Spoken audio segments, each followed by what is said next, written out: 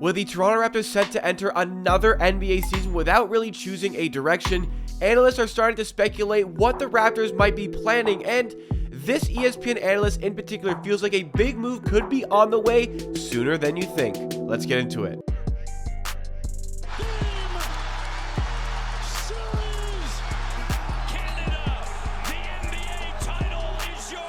Welcome back, everybody, to Amateur Hour Sports for yet another video talking about the Raptors. If you enjoy what you see from today's video, then please make sure you hit that like button and subscribe to the channel because it is all Raptors all the time on Amateur Hour Sports.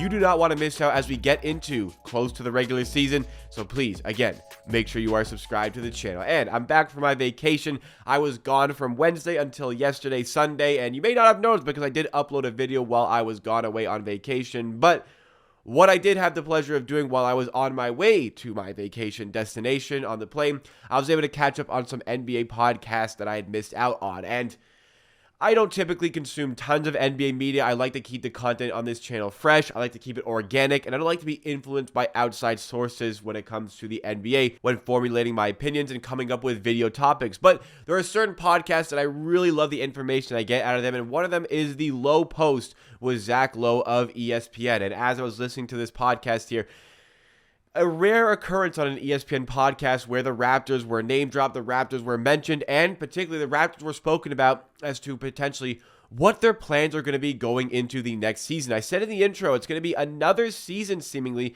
where there's not really a lot of direction for this Raptors team. We don't really know what this team is supposed to be this season because while the outside looking in, you see the roster and think, well, this should be a team that maybe prioritizes development, prioritizes perhaps going for a draft pick, but then you see the Raptors only have a top 6 protection on that pick that was sent out to the San Antonio Spurs, so you would assume, okay, well, this team maybe should be trying to win games, but again, you look at the roster, it doesn't seem to be ultimately heavily equipped to go and make a run for the playoffs. I mean, this is certainly a Raptors team that can make the playoffs. This is a Raptors team that 100% can make the playoffs, according to the smart people involved with the odds makers.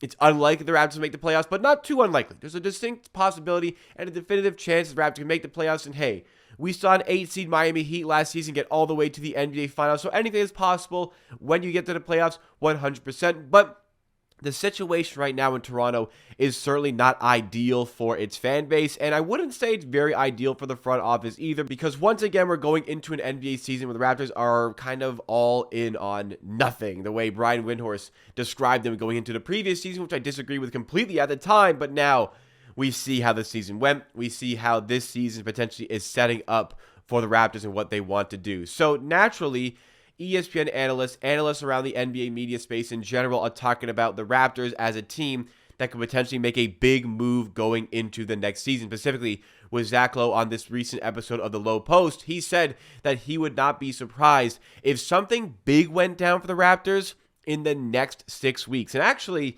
because I listened to this episode late, it was a week ago, we could start to consider this as the Raptors potentially making a big move in the next 5 weeks. What that could look like? Well, it could be the Raptors making a trade. It could be a trade where the Raptors make a big splash to improve their team. After all, they don't really have a first-round pick to fall back on, so why not go out and win games, and why not really try to go out and win games? But on the other side of things, they could also take a step back, see that, hey, this season may not be worth going all in. We have some free agency troubles at the end of the season. Pascal Siakam is set to become a free agent. OG Anunoby is set to become a free agent. And as of right now, Trent Jr. is set to become a free agent. And on top of those 3 free agents of key players, Scottie Barnes is going to be extension eligible. So there's a possibility the Raptors sit back and go, okay, let's really try to see what we can get for Pascal Siakam going into the season. Let's try to see what we can really get for OG Anunoby going into the season, because OG Anunoby's value throughout the summer has seemingly gone up and up. He's being more widely recognized in the NBA media space, and I'm sure by opposition front offices, and teams are going to be lining up to give him big contracts based on the financial values, the numbers that we saw, the figures that we saw at this most recent free agency a couple of months ago now. What are we going to see for OG Anunoby? It could very well be $35 million plus a year. It's easily, I think, going to be $30 million plus a year. So once again, Zach Lowe spoke with the Raptors as a team that's a wild card that can go out and make that big move for the team. Make a big move in one direction or another, because they're going into a season where we don't really know what they're going to be yet again. Are they really going to go into another NBA season without really having strategized a direction for this team?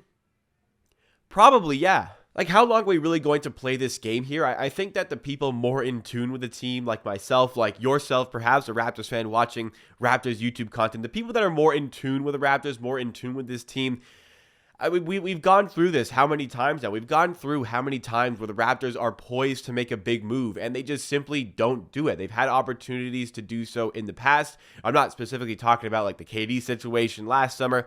I'm not specifically talking about the Damian Lillard situation this summer, but the Raptors have had opportunities to make big splashes and have just kind of chosen not to. And in all those moments, when they happen, Raptors kind of avoiding to make any big decisions, I was kind of always thinking like, okay, I like the decision to hold back. This is not the perfect trade scenario for the Raptors to take on. Let's save our assets to make something else that makes more sense for a team. But then as time goes by, as seasons go by, we're still in this point where like, okay, well, we haven't made any of those moves. We've been waiting for the next move, but then that next big move never comes. That next big move has never happened. So we're just still kind of, trudging along at this level, never really increasing when we had opportunities to do so. So I think that people look at the Raptors on the outside, maybe not as in tune with the team. People at ESPN, obviously bigger priorities, the teams that aren't bottom in the NBA and nationally televised games for this upcoming season. The priorities are very much different.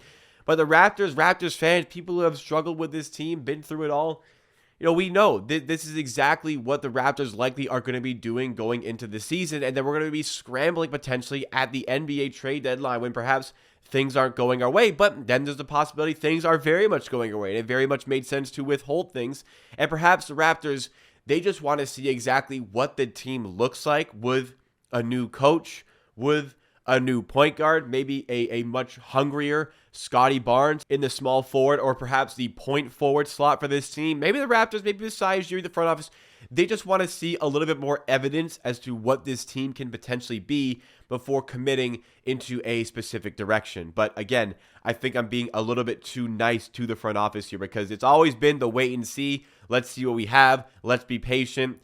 But winning takes time. Success is not linear. All of these things, all of these cliches, but ultimately, things just don't really happen for the Raptors. And I think this summer, we've kind of gotten to the point in the NBA media space where, the Raptors aren't involved in any really discussions. The Raptors aren't involved in any really big stories here. They were involved in the Siakam story for a little bit, but that died down relatively quickly, and that story has been completely buried. Raptors, as far as dominating these trade negotiations this summer and these trade reports in the summer, it feels like we're a little bit past our prime in the top of the media space because just nothing really ever ends up happening for the Raptors. So as far as Zach Lowe, looking at it, it's logical to think they could be poised to make a big move in the next 6/5 weeks, but ultimately, I'd be shocked. I'd be shocked if something big did go down for the Raptors in trade spaces. Now, what I will say is a distinct possibility to look out for in the next 5 weeks. I think contracts are going to get sorted for a couple of players here. Once again, I'm going to reiterate, you've been watching the videos, my stance is firm. I believe Gary Trent Jr. has a big extension on the table that is ready to go, and I'm pretty confident, very confident, in fact, in my belief that Gary Trent Jr. is going to remain with the team on a long-term deal. Whether or not he remains for the whole deal, I'm not sure, but I believe he will sign an extension and stay beyond this season. As far as Pascal Siakam goes, would not be surprised if something goes down there because I think a contract extension is brewing for the player. And I think those two are something to look out for the next 5-6 weeks. But something that I would be shocked to see is OG Anunoby getting an extension. He really, really ought to consider his possibilities for next summer. Looking at it from the player standpoint, the agent standpoint, there's big money on the way for OG next summer. And, he could stay and get it from the Raptors, but he could easily go somewhere else and get it as well. It would be completely illogical for him to sign an extension right now. But Siakam and Trent, keep a lookout for those things. And if those things go down, as things happen for the Raptors, we're covering it all here on Amateur Hour Sports. Make sure you're subscribed to the channel. If you did enjoy this video, want to see more just like it. If you did enjoy this video specifically, make sure to hit that like button as well. I'm fighting through a sickness. Sorry if the energy was a bit lower or a bit off for this video, but hoping to make a recovery and get tons of great content out as we lead into the NBA preseason, the regular season, and beyond. We'll see you again next time for another video.